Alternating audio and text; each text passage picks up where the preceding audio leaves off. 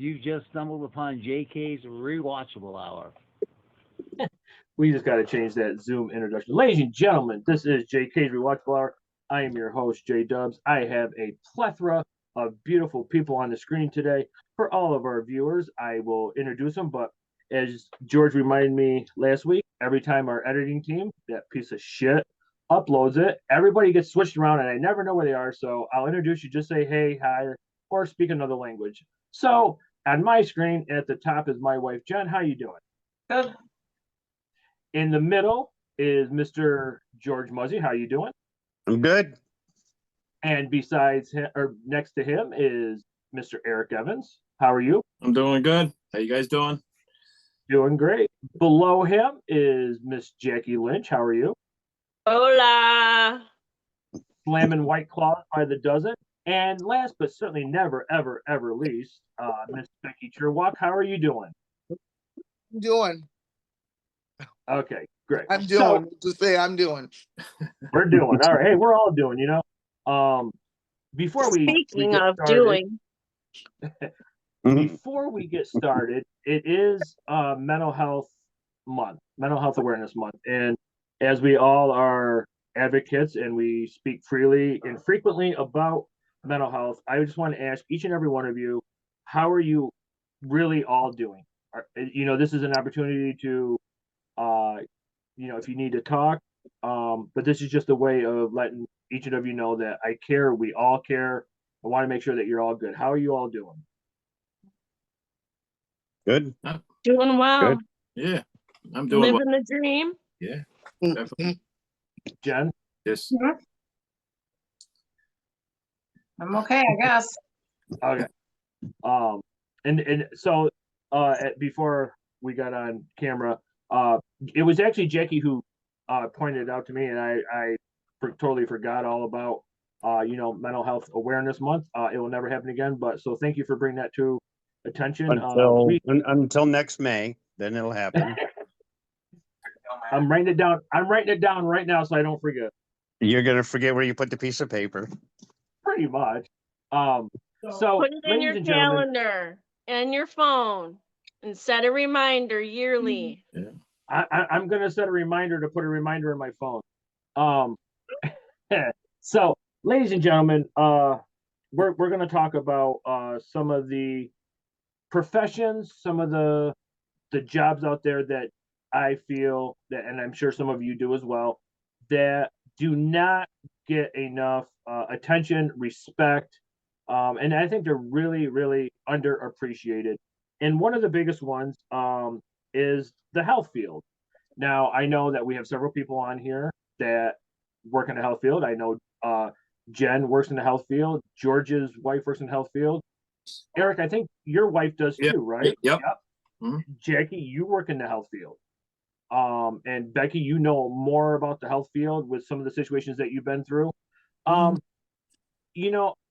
I knew we were going to do this show, I thought about if somebody asked you, tell me about, what you think of a health field, they would say doctors or surgeons, but and that's great. I mean, I get it, but I know you all know that Jen, she goes into people's homes, she sees people, she's been doing that type of stuff for 30 years. And as a former CNA, which is a certified nursing assistant, I always felt like people like that were not respected a lot. Jen, seeing how you probably have the longest tenure of the health field, why don't you start by telling how you see yourself in the health field from other people sometimes, if you can. I don't know. I mean, it's different. I got my CNA in 95, so I've been in the health field for 30 years. Past 6 years, I'm doing home health aid. Most of my, coochie cat. In the nursing home, there were people that respected you. Then there were people that, residents or whatever, that spit at you, hit you, bit you, swore at you, thought you were a housekeeper, thought you just didn't treat you right. said mean things to you, and you just kind of had to take it until they got talked to and said that we needed respect too. So, I don't know, for the most part, people appreciated us, but I think they could have done a little more. Like the big wigs could have done a little more than happy CNA week. Here's a pizza and another water bottle that I've got like 20 of. So, Yep. Right. Yep. And so believe it or not, I was a CNA just for a couple of years. And I always felt like somebody above me, whether it be a nurse, and then not all of them were bad. I just felt like they looked down just because they I don't know. That's just how I felt. Not everybody was like that. I've worked with a lot of nurses that Yeah. there's a lot of nurses I'm friends with on Facebook. They're great.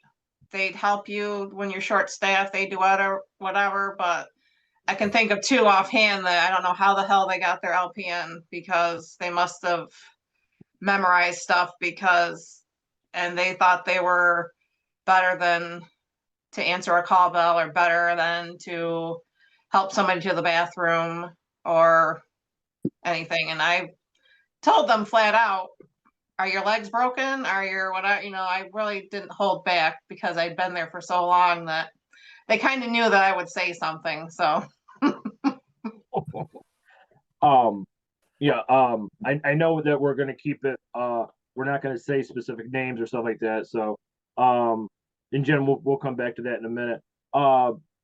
Jackie, I know kind of what you do for a living, and I know that you can't say too much, but if you can, I mean, without I don't know without breaking any laws or rules. I mean, and you can tell what you do, and if you sometimes didn't get the appreciation or respect that you thought you deserved. I guess right now what I'm doing is department assistant, but I'm in the department of the housekeeping and the laundry and the medical waste, so it's nothing that I can't talk about. I'm not sure if you thought that it was secretive or anything, but No, I just know that there's yeah. HIPAA laws, and yeah, I just didn't want you to I didn't know what you No, so. that's fine. That's fine. Yeah. So I'm basically just helping. I do like the housekeepers, the orientation, like to the department. Um, before this job, I was a patient service representative, which I was just a scheduler. And I don't mean just, but I was a scheduler for heart tests and heart procedures, and now I'm department assistant and just helping and assisting new workers. And now we actually have at Cuga Medical Center the Epic that Guthrie and other hospitals may have had prior. So Epic is also new. It's just a different way to schedule, different way to take in information, and supposed to be better for the patient information as well. So that's a new thing for all of us at Cuga Medical Center. So Okay.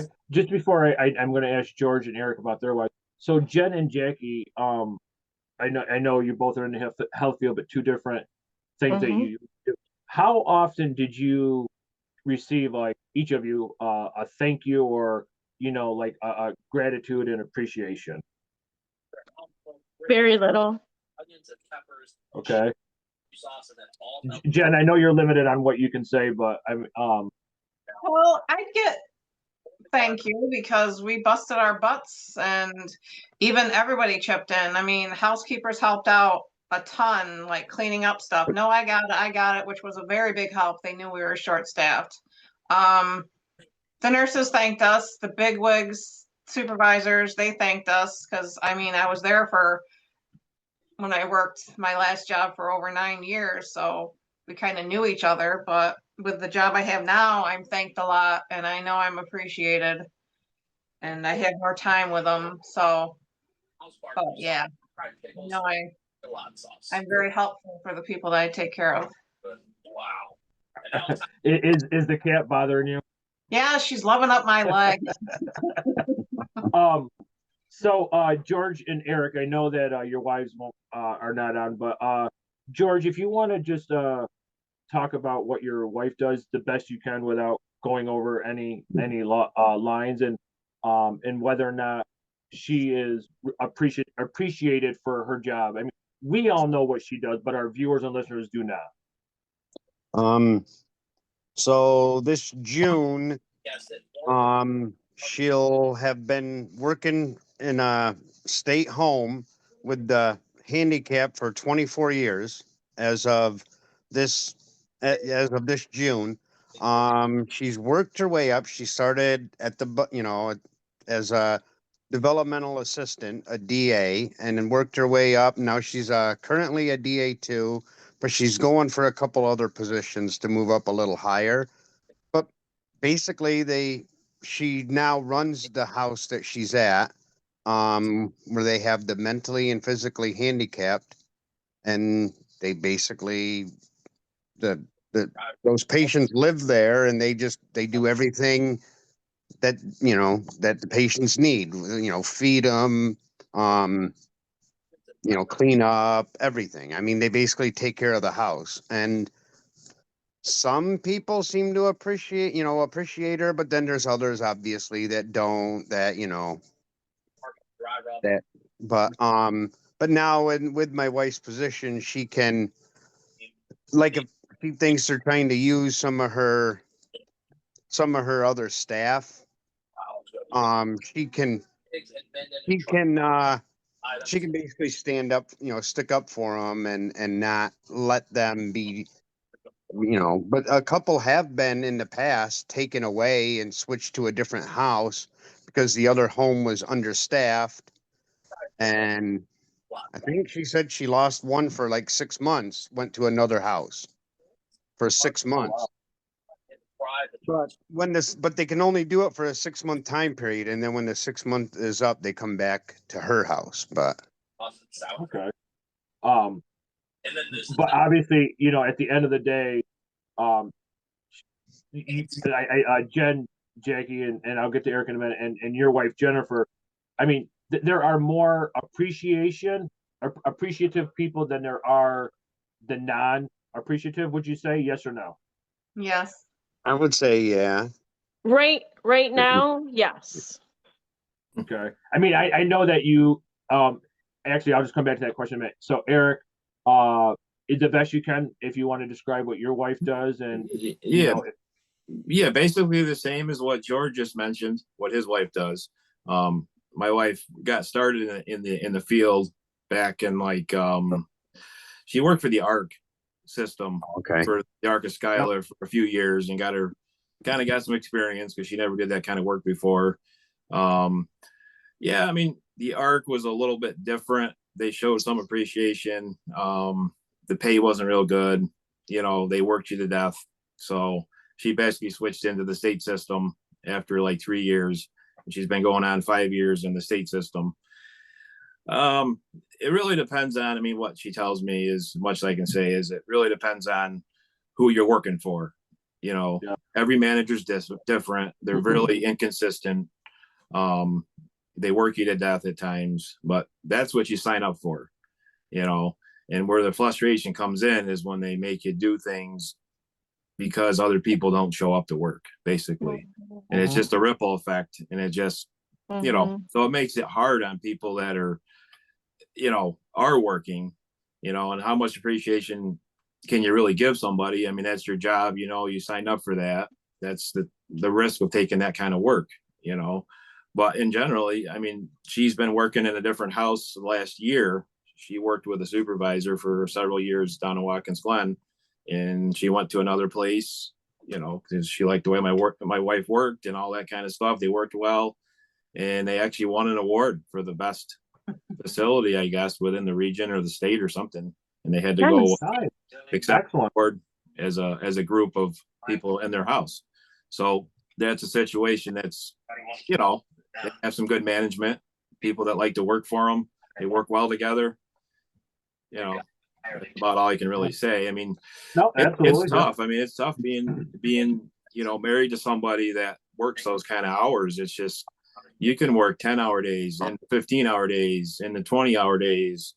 And like George says, you can be transferred from into another place, you know, a month, 2 months, 3 months. You could switch your shift. It's crazy, you know, really hard to get a consistent shift. You know, what are you going to do? People, you know, the people need the help and they need to be taken care of. It just, they push it as far as they can push it. And some people stay and some people leave. You know, it's about all I can really say on it. But it, you know. You said some key words, Eric, which would be good management and a good company to work for and staffing. I worked for the Arca Skylar myself and it was rough. Yeah. Because those people that were doing all of the work, which is what your wife and maybe Jen started out doing, like direct support stuff, and Jennifer as well. Yep. It's tough work, and you aren't appreciated as much as maybe somebody else. And it just is when you don't have the decent management behind you, you don't want to go to work with that. With that crappy income and getting hit and bit and kicked. I don't know how she and how Jen and your Jen and everybody did it. I was never a direct support professional, but when I was at the ARC of Skylar and I was helping people at a different level, it was a lot. I was getting hit and pinched and I wasn't even direct support. So it's a tough field, the developmentally disabled. And as Becky well know, like she has her house full as well with the challenges that she has. So and which I have a great introduction for Becky here, but I just want to touch on something that Eric and Jackie and I believe Jen said.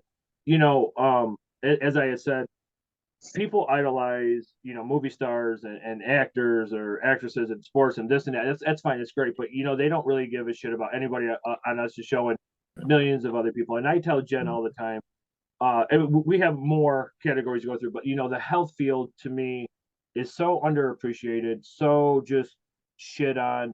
I think each and every person is underpaid significantly, and you know, I'm going to tell you why. This is just my opinion before I go introduce Becky. So, you know, Jen, my Jen goes into people's houses. She takes care of them. She treats them like regular people, not just a paycheck, and they love her. And I can say that because she tells me. And she loves what she does. She's very passionate about her job. You know, Jackie, I'm not trying to, I hope I said this right. You have some papers that you need to file and get ready, right? If you didn't do that, then people's appointments and stuff would not be set up. So you take a lot of pride in your job as well. And I think that's very important. You know, both George and Eric, what your wives do is very important as well. They're in management type, and they're trying to do the best they can, probably with limited staffing. So you know, the health field to me is just it's just one of the biggest things to be shit on. And you know, I know this is what you sign up for, but there has to be more pay, more benefits, more appreciation, instead of just the old, you know, like Jen said, you know, you might get a pizza party here or there. You know, just I think just for what people do in the health field, I think that you guys, I mean, I applaud you all. It doesn't matter, you know, if you go into somebody's house like Jen, or if you're in charge of a home like George and Eric's wife, or you know, you're making sure the paperwork is on trail. So all of them deserve so much credit and so much respect.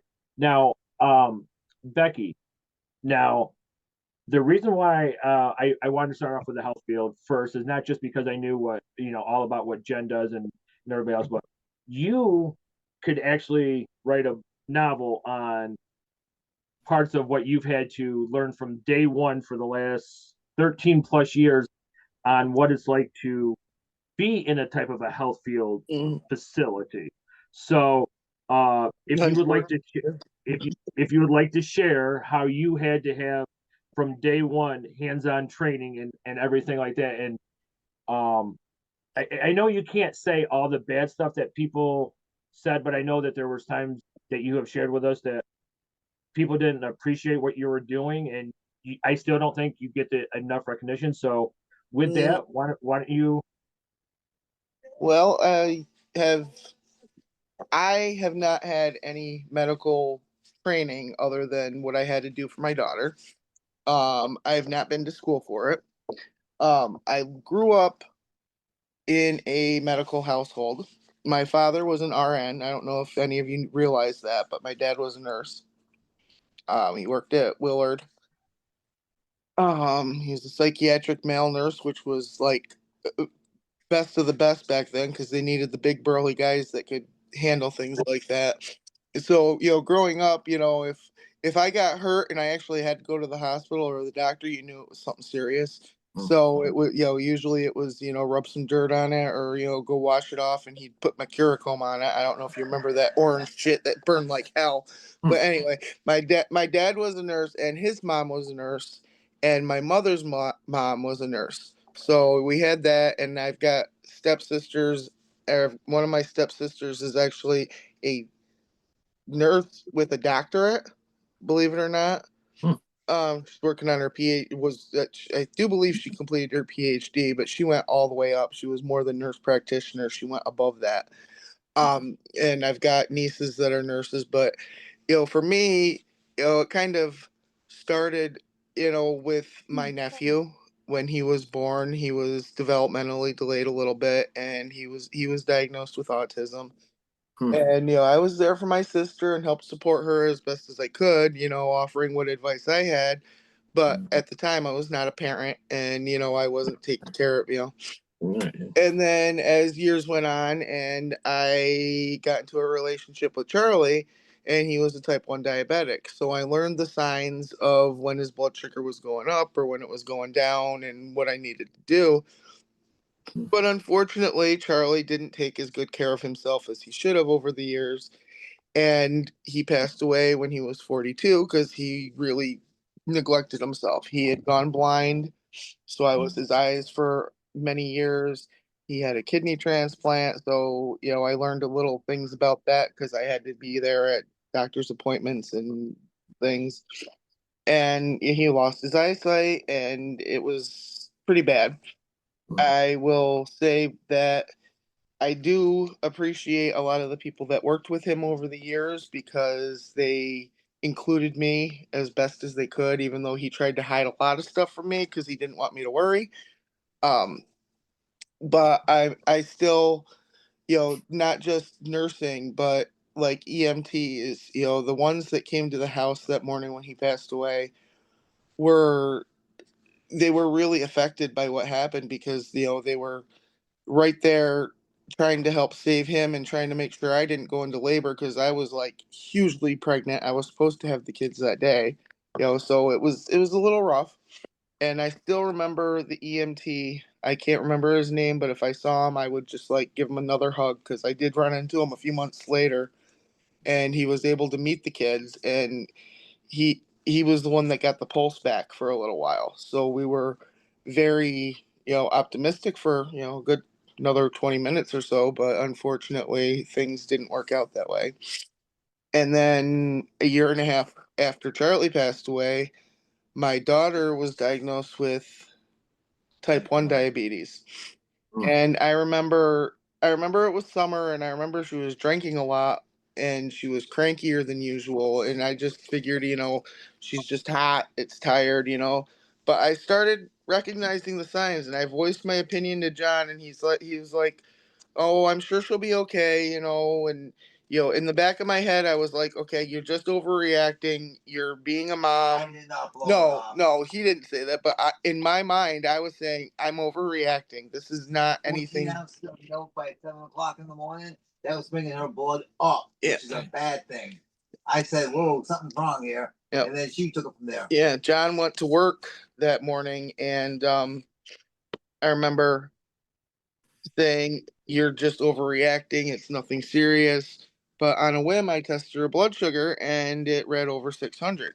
Mhm. So from that day forward, which is now over 10 years now, which is a long time for a child, to she's diagnosed with type 1 diabetes, and I've got to change her pump out tonight. So that's what I'm doing right now. Yeah, no, go ahead and do it. We'll come back. Unless you can But talk. oh, I can talk. Okay. But we went from where we have to change her pump site every other day, and we have to add insulin, and that before that it was all done with a shot every time she ate something, and it was a little rough, and Blood sticks. we had to do the finger sticks, and the way her mood changes with every little thing because her blood's at a certain height or at a certain level. I'll get you when it's done, okay? And she's been brave through it, even though I've had some issues because she's sneaking food and her blood sugar's over 400, and I don't know why. We've come through things, and it's been rough. And with her, I am truly grateful for the nurses that I'm able to work with, not just at Joslin Diabetes Center, but at the schools she was at. We had some fantastic school nurses at South Seneca that learned her behaviors and knew what was going on. South Seneca lost one of their best school nurses because of some drama that was going on, and she was right on Molly. She was right on Molly, and she knew exactly what Molly was trying to pull. With her little attitudes at times. We have moved, and Molly goes to school out of district. And in order for them to do that, they promised me that she would have a one-to-one aide at school who happens to be a nurse. So she doesn't have to leave the classroom to go get her finger stuck or get the insulin for the snack or whatever. The nurse is right there so they can, it's done through a pump, but still, even before, nobody except a parent or the school nurse could dispense the insulin, even through the pump. So we've come through that. She's the one-to-one we had for the past 3 years was absolutely wonderful, and I became really good friends with her. She texted me about her. She did little fun things with Molly because she had a son who was in her 20s, but she always really wanted a daughter, and Molly just filled that void for her, and it made her feel good. And so she'd always buy her little presents and things. We do get to points where we've got stuff like that, and you have a bond with those people. And that also leads me to Casey, who is not medically challenged, but he's developmentally challenged. And those of you that have met Casey, know how he can get. He's 12 years old and does 12-year-old boy stuff, but he's checking. Just no, Jeff. I saw Jeff giggle. But he also is not developmentally, he is not 12. He's more like a 2 or 3-year-old on average, and he needs support 24/7. Right now we know he's safe. He's in the house. Everything's locked up. He's safe. He's doing his thing. That was him that just came out and asked for Pepsi and got French fries and walked away. But Casey, since day one, he has to have an aide on the bus in addition to the driver, and that started back before he actually started pre-K. And the people that he worked with when he started at South Seneca, that was before pre-K. They were just trying to get him into services, and one of his aides was one of my very good friends I used to work with, and she would give me updates, and she ended up working with Molly too. And then after Casey left South Seneca, pre-K was for where did he go? Happiness House. And I will tell you, he still talks to, and I still talk to his aide from there. She's a doll. That was one of his first people other than family that he would actually give a kiss to. He Oh, kissed wow. her on the cheek. I don't And know. I think he was going to give Jen a kiss the first time he yeah, met her. So he was really good the first time. The next time he was in a mood, I'll tell you that. But he's that's Casey. But- We're still in touch with her, and he went on to Casey. No, stop right now. Okay. When you're fun trying to get your ass back in bed. Yeah, he's running around with nothing on, and he's gonna come in the kitchen about 20 more times, screaming Pepsi. And Okay, a well. lot of this we have to just see. just We have to just mute ignore. yourself if you have to. Yep. Yeah. Yep. But But so Casey, basically, Becky, you had to learn some medical stuff that you probably never would have done. You had to. no, Uh-oh. Yep, you're muted, right? Okay. Oh, no. but he's with him we developed relationships with other personal aides, paraprofessionals that he's had to work with. Another one he had a really good bond with was a male aide that he had when he went to Jordan Elbridge.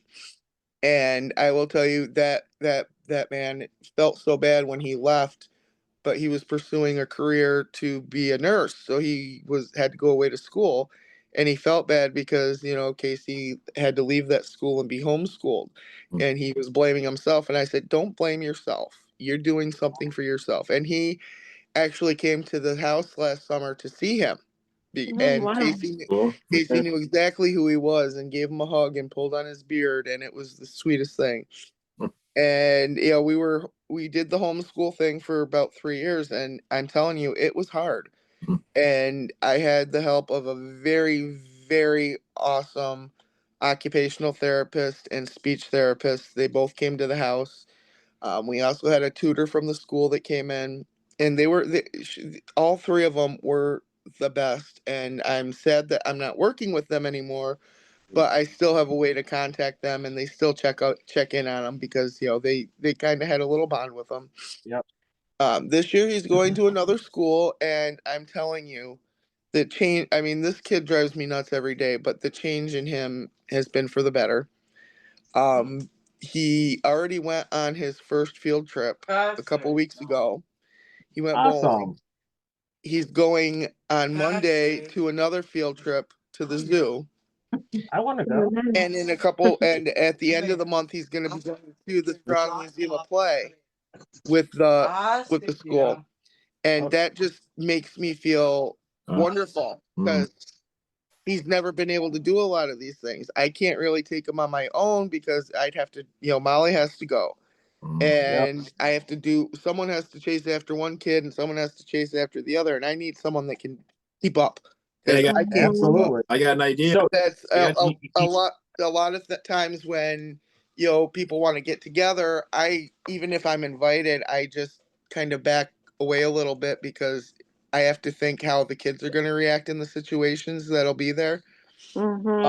Which is I absolutely love the fact that we had a couple cookouts here last year and we had the Christmas thing and you all came here because how these kids are. I mean, if I went to Jackie's house with these kids, they'd freaking your sister'd probably kill you. But two, my kid would destroy her house. I'm telling you. Shit, it would be on fire. Yeah, I mean, you guys have seen what they did to my living room. So, but we're getting there. We're getting through it. Good. And the fact that these people that work with my kids every day, I mean, I get reports, and today Get out of his here. aide texted me to let me know that he had a good day. Good. Awesome. I mean, they have to call if they have to do holds, and they have to call if he had to go in the crisis, if he was in crisis and had to go in the room and calm down, stuff like that. And they have to call me and tell me. Right. But I will tell you, I love it when they contact me and say they had a really good day, and she did today, and told me about the field trips, and I'm like, as crazy as this kid drives me every day when I try to make dinner, he goes nuts. And it's because I'm not paying attention to him. I'm like, I can't keep my eye on you and run around after you if you want dinner, but he's crying because he wants dinner. So it's a right. But I will tell you, Um, these people that work with my kids are wonderful, and That's Awesome. great. you know, my kids can be pains in the butt. I'm telling, they are. It's not just your kids. Okay. Yeah, and the fact that Yeah. these people don't, you know, you're lucky if the school tells them good job, let alone whatever. And I'm very lucky to have the people working with them. I mean, even we had some problems on the bus with Casey earlier in the school year, and you know the aide had to and driver had to go do some more training because they didn't actually have the experience working with someone like Casey. They were doing what they were doing was they were more used to the kids that were in wheelchairs that didn't really interact with Right. them. So they, loaded them up and they were good to go. I'm like, oh no, Casey will interact with you. It might not be what you want. Right. After she found that out the first time, well, yeah, she hit me up. So just before we But- go to hold on, Becky, just before we go to commercial break, and I want to come back to this in a minute. One of the things I was writing down as you were talking was I think it's so cool that people that no longer are able to work with your kids get back in touch with you and check on them. But the one of the reasons why I chose health field first was, I know Jackie, I don't know if you're able to do this, but I know that Jennifer does it and George and Eric's wife does it. They do it regularly, but they are in charge of doing CPR and vitals and stuff like that, which is very, very important. And I'm only going to take I'm going to take a minute just before we go to commercial break. So, and I'll just speak for Jennifer. When she's seeing, say, just Mr. A over here, if she doesn't do the vitals, or basically if she, and I'm saying the same thing for George's Jennifer and Eric's wife. I'm just drawing a blank with what her name is right now. I'm sorry, Eric. Yeah, Christina. If the ladies are not doing all that, then say Mr. A could like die, or he could not have the productive life that he should have for this particular day. And I think that's another thing that is so overlooked. Like, when Becky was saying, all these aides are helping her kids and they're checking out. That is going above and beyond. And I know that there's just limitations of what we can say, but I know that Jen, my Jen, loves her job and she takes her job very seriously. And what some people may not, they could just say, "Oh, Jen, you go into somebody's home," or Christine goes into this other home and works for the state. But what they don't realize is the little things that they're doing, like the CPR, or I'm sorry, the vitals and all of that, and checking, making sure, are you taking medication, this and that? Yeah. And those are the little things that I think in the health field are so overlooked. And I just wanted to point that out before we go to commercial break, because that's what I think sometimes people just don't, they just assume like, you might go in there and just wash them up and whatever. No, there's so much more that goes into that. And can I add something before you go to commercial break? Yep. Go ahead. You're 100% right. And the hard part is about what I hear from my wife with doing all that stuff is you do it every day. You do it the best you can. You make one mistake and they make it look like it's into a mountain, 100%. And then you go into a room like you normally do, and you see the real hard stuff, which is when somebody dies. And you're not expecting. And it's something to hard, when you go and, when you're doing your job and you treat these people, and next thing you know, the person's no longer alive, then you got to act, you got to switch gears and, keep it together mentally. You got to be responsible. You got to do everything by the book, because if you don't, you're going to get in trouble, Yep. Just before I hit the pause button, Eric, that is, and that same thing that would go for anything that Becky does for her kids, or Jackie doing paper. Yeah. And Jackie, I don't mean saying that's all you do is paper. I just I don't really know how to say, and Eric, I mean, I got like 30 seconds. You're absolutely right. You could do 1,000 things perfect. You can get all these awards, but you make one mistake, and that's all they're ever gonna. And you're like, wait a minute, I made a simple mistake. I apologize. Mistakes happen, but so listen, everybody, don't go anywhere. We're gonna take a commercial break, and we're going to get some more White Claws, and we'll be right back.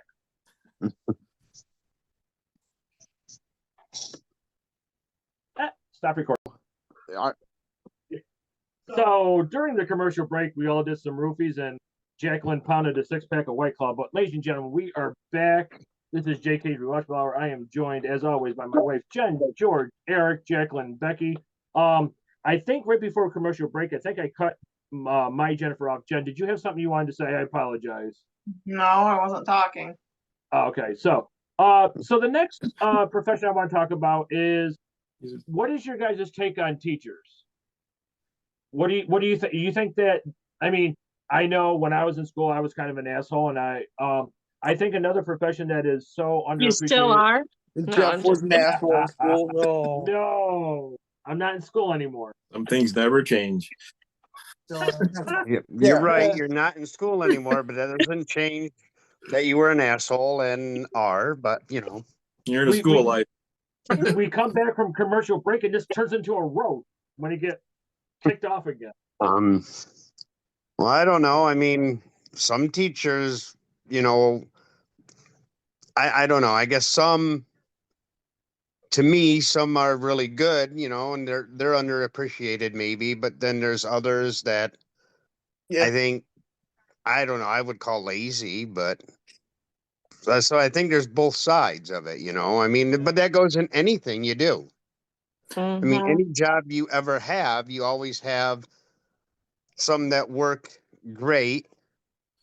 I mean, my job the job I'm currently in, I mean, literally I'm a forklift operator. But I don't get recognized until I have a bad day. Until you're on YouTube or TikTok. Yeah.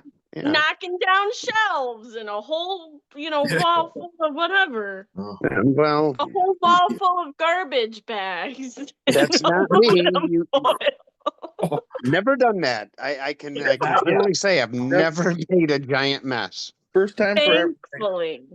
So here's a question you for guys you are all. jinxing me now. I'm going to make a huge mess tomorrow. You still got a job, so you didn't make a mess. There you go. So I have a question for you. So growing up, or when we were in school, we did have some asshole teachers. Let's be honest. We did have some teachers that legitimately cared, and I'm going to say that some of us, probably me, probably did make things easy on teachers. I can't really go into great detail, but I do have a friend who was a teacher, and this person got out of teaching, and Jen, you know who it is, because you couldn't have any type of a discipline. Now I'm not saying you go up and beat the shit out of a kid. I'm not saying that, but like, so this person went to college, spent a ton of money on getting his teacher's degree, whatever it's called. I'm sorry, I don't know. I'm not that smart. That's why I'm hosting a podcast and not a teacher. Screw you, George. I beat you to it. But like, so let's just say he spent $50,000 on college, right? And he wanted, so he wanted to be a teacher, and there was limitations. Like, basically, if the kids wanted to do whatever or be whatever, there was nothing he could do. Jen, I mean, you know who I'm referring to, and what is you guys speak freely. What is your guys' take on, if you know of a teacher nowadays, if they have it like that hard?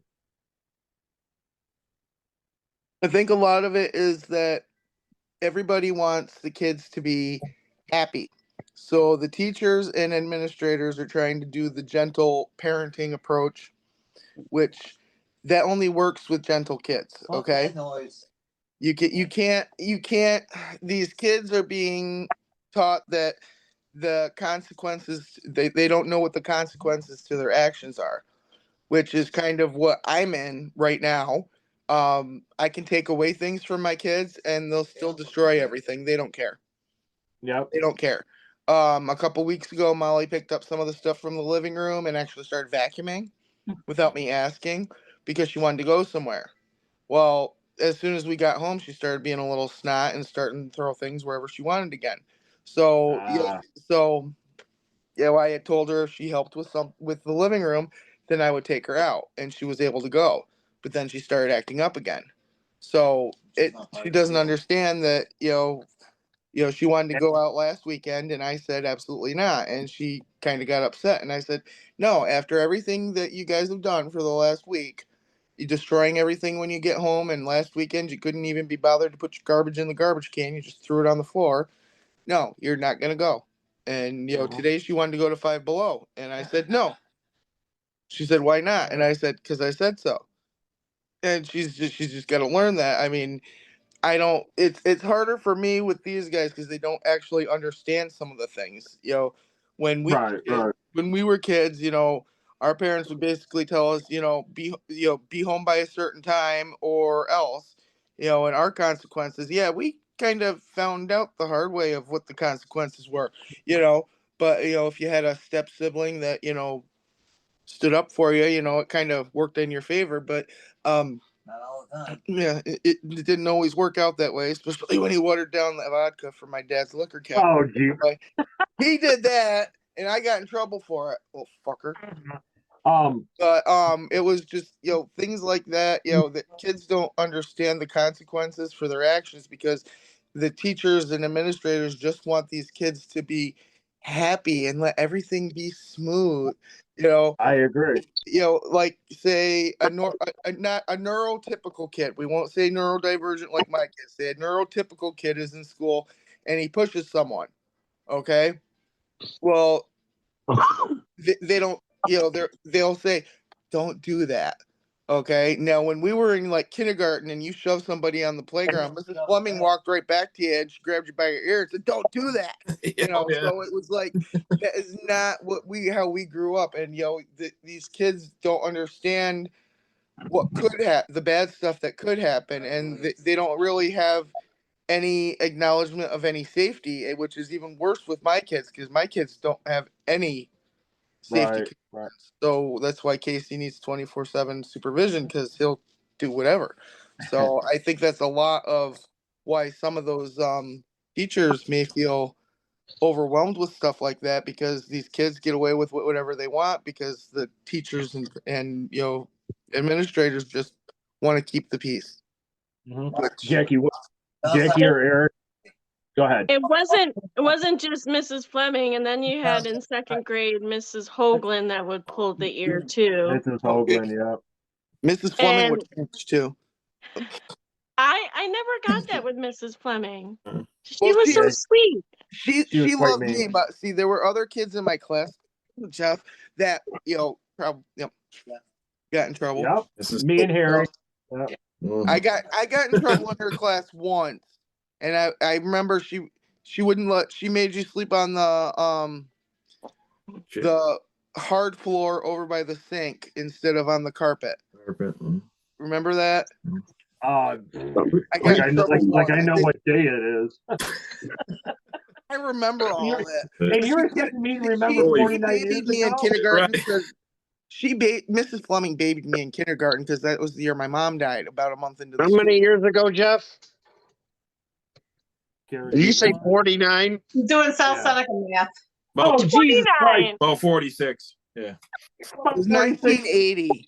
Jesus. You know what? It's a little. The I was like, 1980. Okay, Oh my you know what? word. You know, you all are on a 30-second timeout. None of you can speak for 30 seconds. This is yeah, why that's people not that Not are gonna doing happen. Jeff was special. He started when he was 1 year old. so. it. Still is So fun. let me get this. So let me get this straight. You guys had a teacher that only pulled your ear.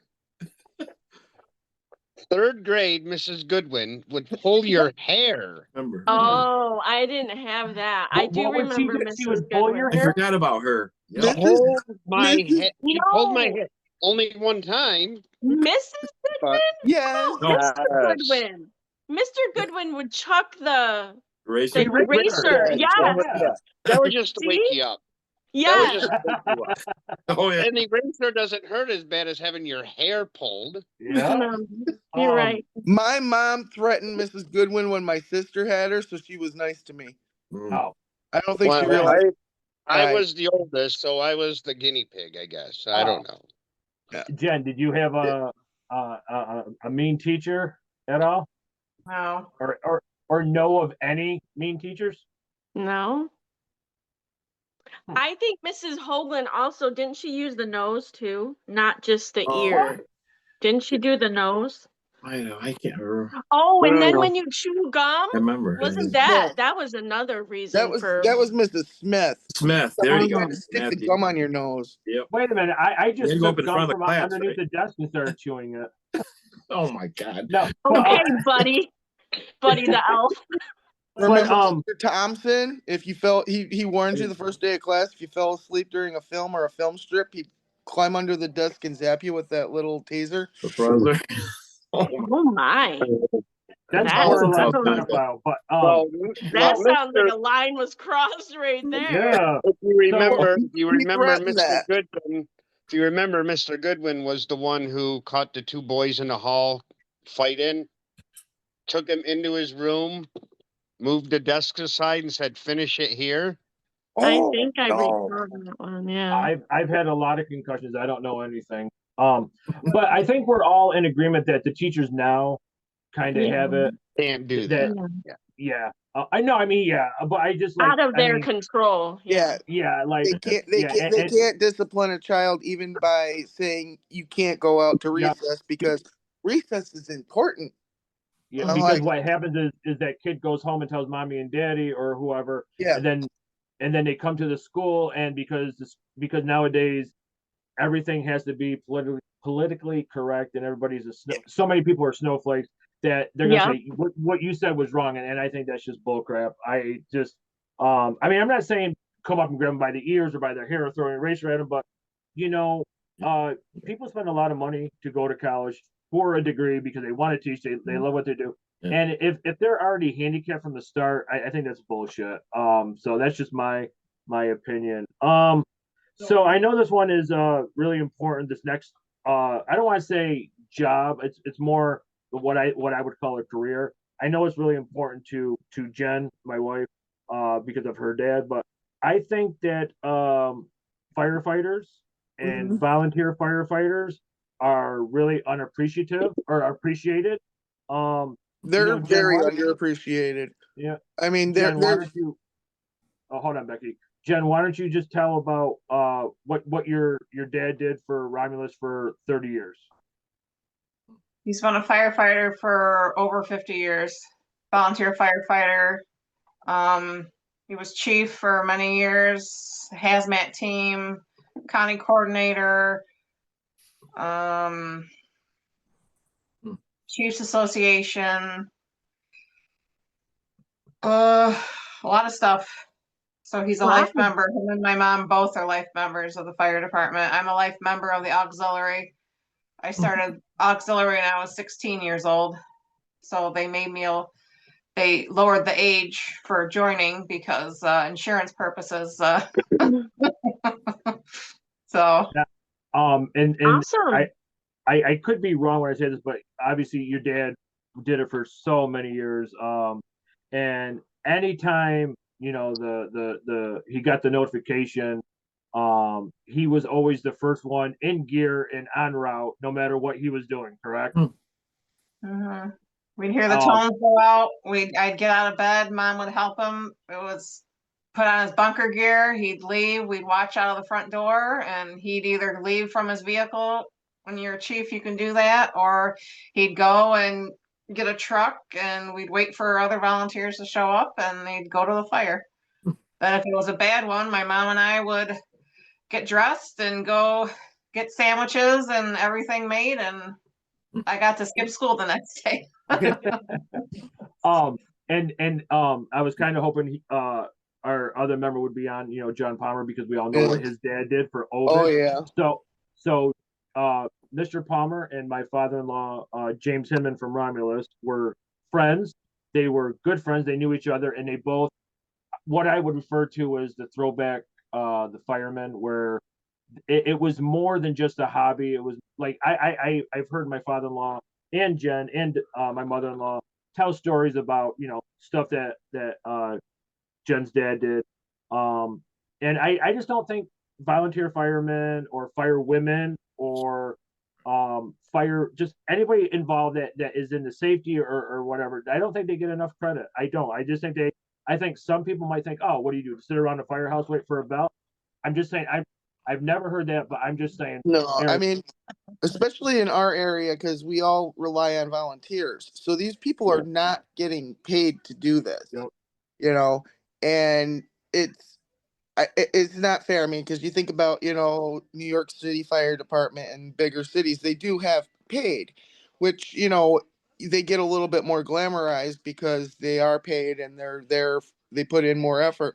But I mean, we've had some pretty nasty fires in our county. They get medical taken care of. Yeah, medical will get taken care of, but we've had some nasty fires over the years in our area, and these people, you know, they have to go through debriefings after some of them, and I don't know if it's all of them or just the ones that have fatalities, but I'm telling you, these poor people that, you know, I don't think they deserve they I think they deserve more credit than they're given, and I think they deserve more recognition. I mean, I mean, absolutely.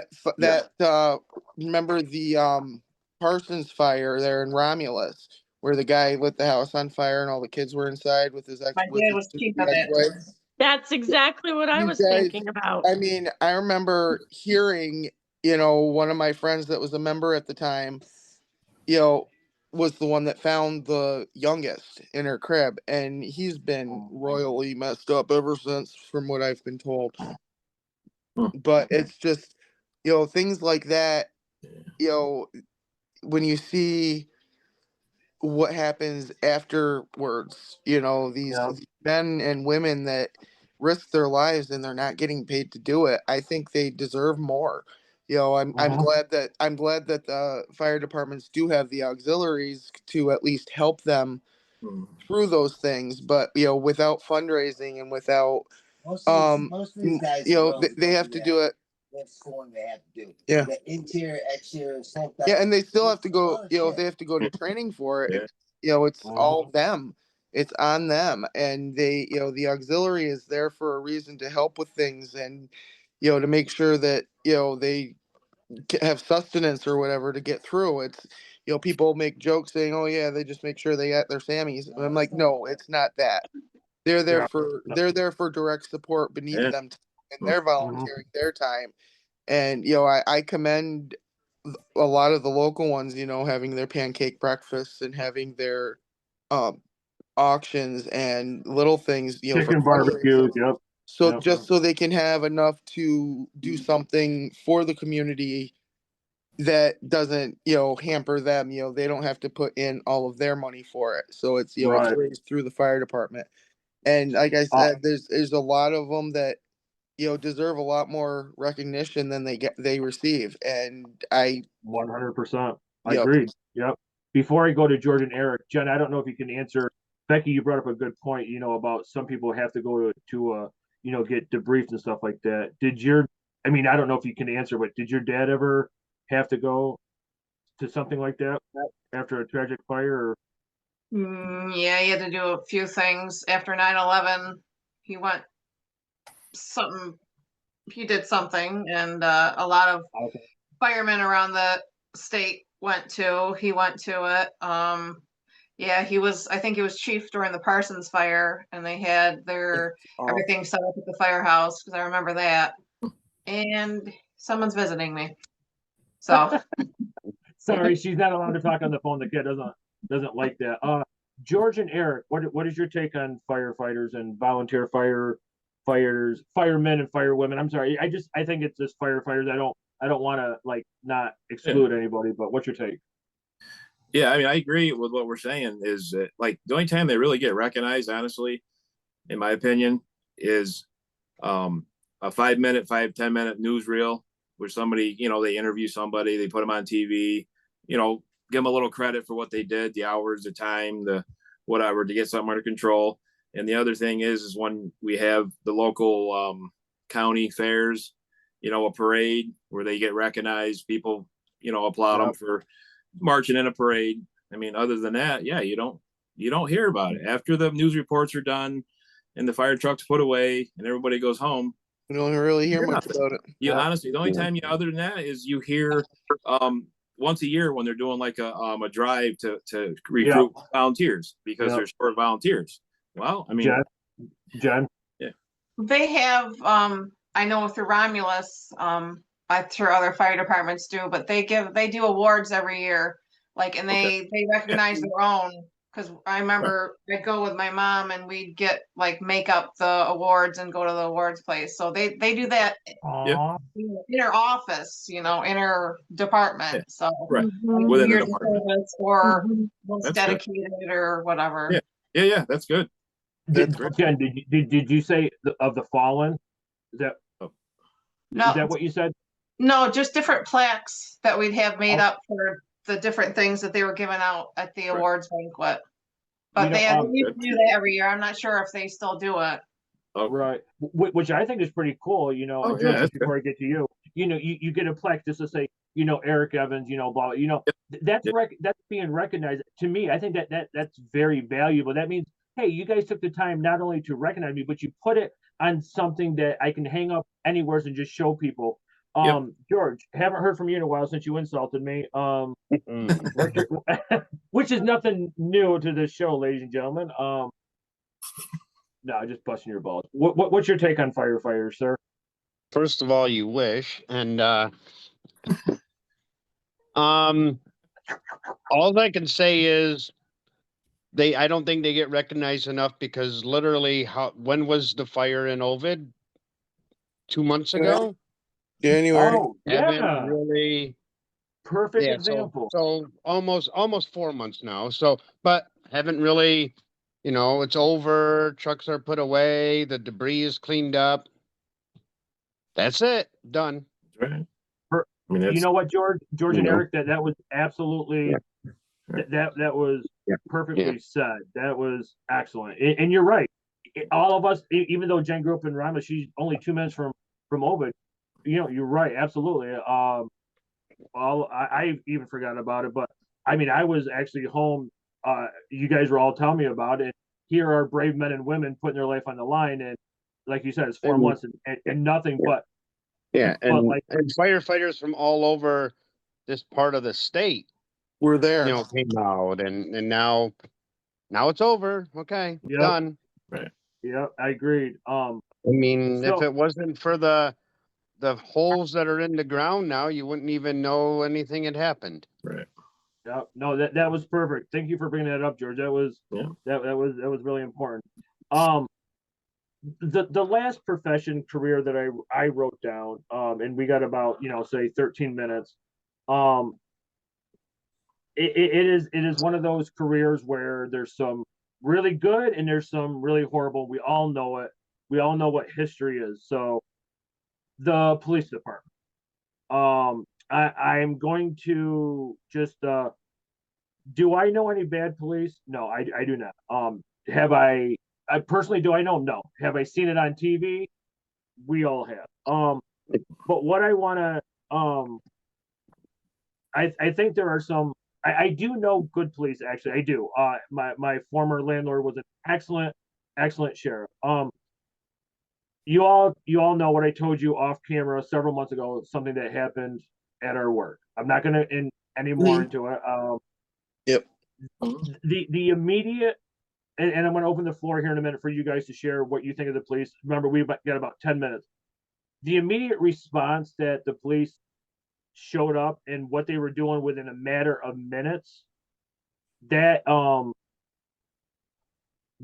like there are bad police. We know that, but these people just showed up and were trying to do everything they possibly can. I don't want to say too much. You all know what I said off camera. I mean, some of them are trained with EMS too, because a lot of times they're the first one that shows up. There are some really, really good law enforcement officers out there.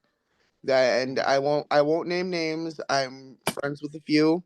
There was one gentleman that helped me out significantly years ago, and he's retired now, and I still absolutely love him, and I could call him to this day and he'd still take care of things for me. There's a few that are like local police departments. they may seem like they're giving you a hassle just because you're doing something stupid, but the ones on road patrol, they're not looking to pull you over. They're not looking to be mean to you. Just don't do anything dumb while you're out there. And a lot of times these guys, they're wearing bulletproof vests. They're carrying guns because they're there to help serve and protect everybody. It's not just one. And there are some crooked ones out there and there are some bad cops out there. We will say that, but there are far more good ones than bad ones, and the good ones don't get 100%. recognized. Yep. There's like I said, the guy that helped me when Casey snuck out, he didn't do anything bad. He made sure he was safe, got him back in the house with me, and then he put me in touch with the sheriff's department for Project Lifesaver. And Project Lifesaver puts a little device bracelet on the kids, so in case they were to be lost or take off again, they will turn the beacon on and the transmitter will let them know exactly where they are. And every 2 months now, we get one of the deputies will call me and ask what's a good time, and he'll come over and he'll check the batteries and change the batteries and bands and make sure both kids are working up in order. And I don't know if anyone knows, Project Lifesaver isn't just for kids. It's also for adults that may have dementia problems or just can't take care of themselves or whatever. I think it's a good idea, and I didn't know about that. I didn't know anything about that until the Waterloo police officer told me about that. And he was a fantastic man, and he made Awesome. sure. I was so scared. I thought I was going to get arrested. I thought I was going to get in trouble because my kid snuck out of the house. And he's like, no. He says things like this happen. He goes, has he ever done this before? And I said, no. So at the Right. time he was 10 years old. So for 10 years he had never taken off. Granted he was in front of the house, which I didn't like because that's Route 96, but at the same time I'm glad that he was around and was able to get him back to where he was, because Casey can't talk. There's a lot of Yeah, that was. there's a lot of good ones out there. Yeah, I appreciate that story. Thank you for sharing that. It's good to hear good stories about a profession that gets so much bad publicity, and it's casts a shadow over everybody. Jackie, what's your take on the police? I think they do more good than harm. I mean, at least in the area that we grew up in and the surrounding little towns and but yeah, I mean, I don't know what a town would be like or town or county would be like without police. I know there are different places. I don't even know if it's New York or other states primarily that are looking to get rid of, the police departments or local police departments. Yeah. So, A lot of if they weren't there, then I mean, it would be a weird thing. I mean, the locals are good for a reason. They can handle a lot without having to call the county in. And, the county, there's only so many of them, and they cover from one end to the other. Mhm. And there's not always a full force. Sometimes there's only one or two guys on. Right. So if there's something here at the north end and a bad accident happens down at the south end and they need both of them, Right. then the state guys have to come in. And, the New York State troopers, too. I mean, Mm-hmm. say what you will, but there's a lot of really good ones. There's a lot of really good ones. And it's just, it's a shame that, people put them all down because of something bad that they did. And, Yeah. So to sum it up, I Agreed. mean, I think like what Jeff was trying to get at, toward the end here, there's going to be bad teachers, bad, healthcare workers, bad police department, police officers, there's going to be bad in every situation. And unfortunately that you hear about the bad more than the good. So yeah, the bad Which- ones are the ones that abuse their power. and that's probably why some people don't get the recognition and the respect that they deserve and the appreciation, which is sad. But Eric, what do what do you have to include on the police? I kind of agree with everything that's being said. My take on it is, I know a lot of police officers, personally and professionally. In my 30-year career being a mechanic, I've dealt with several investigators from, all kinds of law enforcement, fire departments, what have you, with fatalities and with accidents and, being involved as a mechanic in a bus fleet of 20 years. And you see a lot of things that go on, there's a lot of things that, professionally I've done, and worked with them behind the scenes that the average public does not even have a clue on the amount of skill and the knowledge, the smartness, the efforts that they put in to doing their work, to help somebody's family to get to the bottom of a problem, hours and days and months and years, and, to find out one little detail that could determine why somebody died, or, something happened to a vehicle or a bus or whatever. If you don't have law enforcement and investigating teams and regulation, we'd be in a real bad situation. I agree. You don't realize how fortunate you are. I mean, I've been in the public sector as a DOT, inspector, and I've been involved with some things, and I see it on the other side of now working for the state, and it's, so professional. The troopers they're awesome to work with. It's so good to have, coworkers that can really have your back or help you, work together. And at the end of the day, the American people are, benefit from it. But yeah, you're right. Jacqueline's 100% correct. Is that the bad overshadows the good, and there's so much good. I mean, there's 150% good, for 5% bad, and it's just like terrible. It's sad. Absolutely. Absolutely. Yeah. I like that analogy. Yeah, man, that's my take on it. It's just, you got to have them. I mean, you have to. I just couldn't imagine this world without it. Definitely. Yeah. All right. So perfect example. And then I'll leave it at that. One police officer has a body cam on and he stops, and this boy is sitting in his car crying, and he asks him what's wrong. And he goes, I have a job interview and I don't know how to do up my tie. The police officer does the tie for him. We've all seen the video, I'm sure. That's awesome. And he ties the tie for him and gives him his number. Says if you need, his father apparently had passed away or something. Gives him his number and says, call me. Yeah. And then you got the cop who assaults a guy. Which one do you hear about?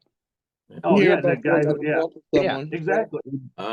Unless if it wasn't for social media, none of us would have seen Yeah. the The cop, guy with the tie. the police officer tie the kid's tie. Yeah, right. If there was no social media at all, none of us would have ever seen that. Excellent point. Excellent point, George.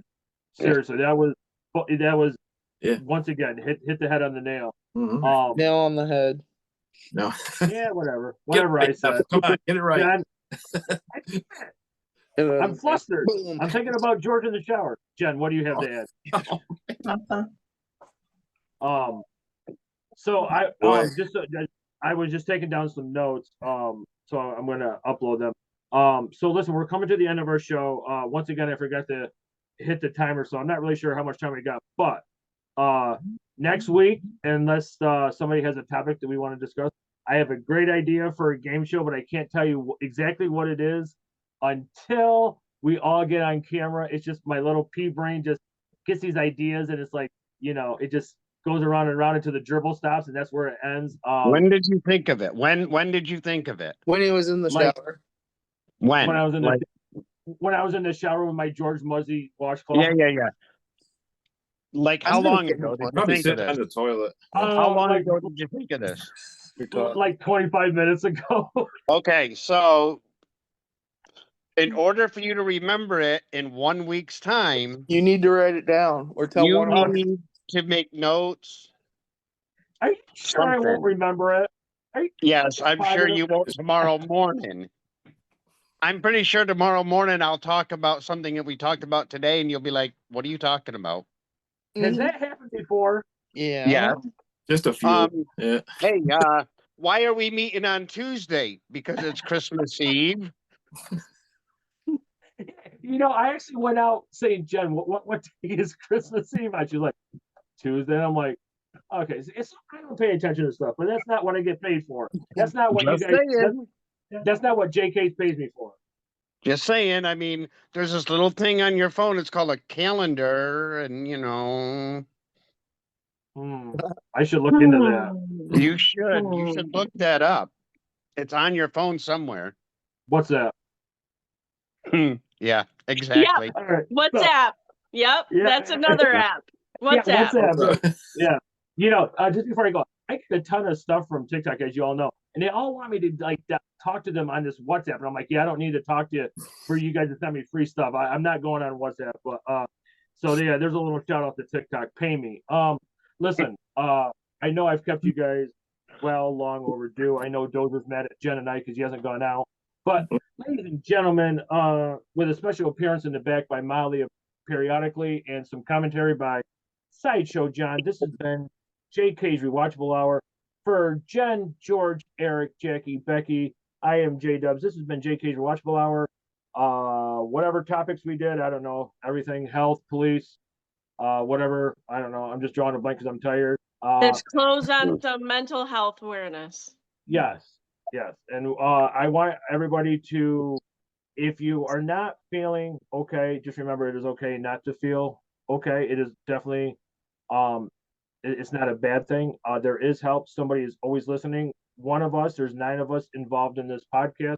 One of us will see a comment on our show, reach out. One of us will help you and we'll get you in touch on the right direction. We know other people from other podcasts that will help. So with that, ladies and gentlemen, thank you for listening and or watching. Thank you for scratching your head and saying what a bunch of dumbasses we are, or me, or whatever. I don't know. Whatever helps you get through the night. But ladies and gentlemen, thank you. I'm going to let you go. Stop recording. Touch the right. God damn it! Damn it! Who the hell is in charge of this shit? Just hit the button. Come on.